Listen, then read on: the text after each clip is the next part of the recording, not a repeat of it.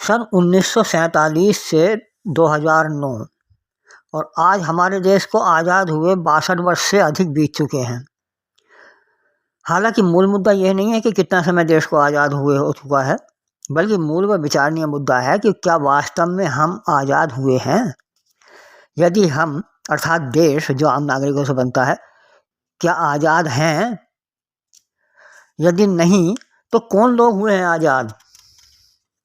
वे हैं काले अंग्रेज, अर्थात ऐसे नकली अंग्रेज जिनकी शारीरिक बल्दियत तो भारतीयों की है, किंतु भावनाओं और विचारों से वो अंग्रेजों की संतान के समान हैं।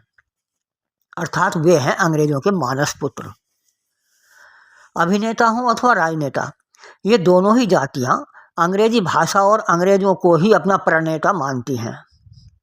हिंद और हिंदी के गुणगान तो कभी कभार ये लोग बाजीगर की तरह भीड़ इकट्ठा करने और उनके दिलों में घुसकर उनकी प्रशंसा पाने के लिए ही करते हैं।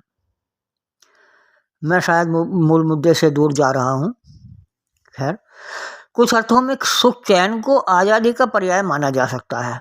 सुख चैन को आज़ादी का पर्याय माना जा सकता है, किंतु कोई भी दिन शायद ऐसा न होगा कि अखबार में 80% खबरें कत्ल, भ्रष्टाचार, चोरी, डकैती, लूट, बलात्कार आदि अपराधों से संबंधित ना हों। आखिर क्यों हो रहा है ये सब? कारण स्पष्ट है, यथा राजा तथा प्रजा। पिछले दिनों मैंने अखबार में एक आंकड़ा पढ़ा था जिसमें देश या प्रदेश के कम से कम 50% से अधिक जनप्रतिनिधियों को आपराधिक पृष्ठभूमि का बताया गया था।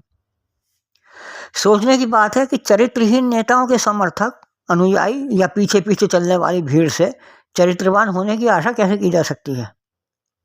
आज जो नेता सेक्स रैकेट चलाने में लिप्त हैं, क्या उनसे बलात्कार की घटनाओं को रोकने की आशा की जा सकती है? पत्नी के नाम से अन्य महिला को विदेशों की सैर कराने वाले नेताओं, जिसे कबूतरबाजी का नाम दिया गया है, इनसे सत्ता की रक्षा की आशा की जा सकती है? बाल मजदूरी पर रोक है, अच्छी बात है। बचपन में काम ना कराकर उन्हें पढ़ाकर योग्य बनाया जाना चाहिए, किंतु क्या ये यूं ही कानून बनाकर संभव हो सकेगा? केवल कानून बनाकर संभव हो सकेगा?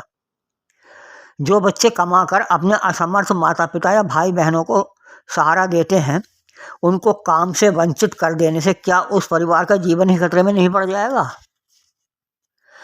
आखिर बच्चों को काम करने से रोकने से पहले क्या उसका विकल्प नहीं सोच लेना चाहिए?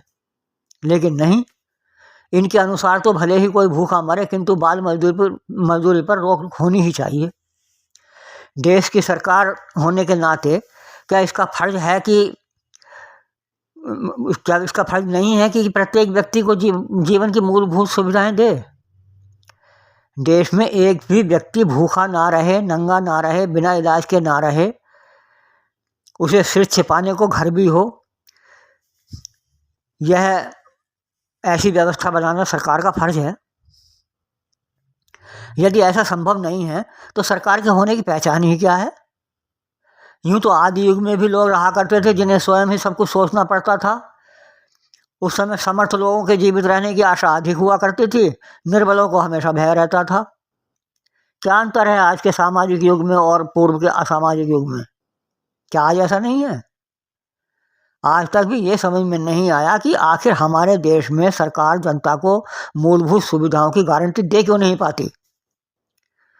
रोम जल रहा था तो नीरो बंशी बजा रहा था, किंतु यहाँ तो नीरो एक नहीं असंख्य हैं। किस किस को समझाएंगे?